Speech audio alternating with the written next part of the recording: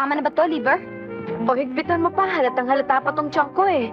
Hinihintay ka na yata ng customer mo dun eh. Eh, ano bang kalintikan niyang Flora, ha? Pati pagbubuntis ni Liberata ay pinakikialaman mo.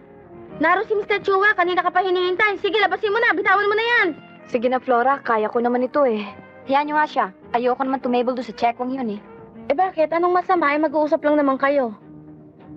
Mag-uusap? Mamaya eh, bigla na lang siya mangangapa. Aba, naku, kasi lang mo naman. Talo mo pa, madre. Eh, ano kung mahipo ka ng konti? Yan naman talaga trabaho mo. Kayo siguro.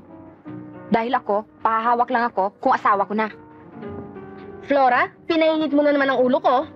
Mami, nang magpisinta ako magpaalaga sa inyo, ang usapan natin, magsasayaw lang ako. Wala tayong usapan, nakakalakalin niyo ko. Ayokong tumable doon sa inchik na yun. Ayoko. Huwag niyo akong pipilitin. At huwag niyo akong sasalingin. Lalabanan ko kayo. Eh, Mami, Flora, naghihintay yung customer ko sa labas eh. Mauna na ako.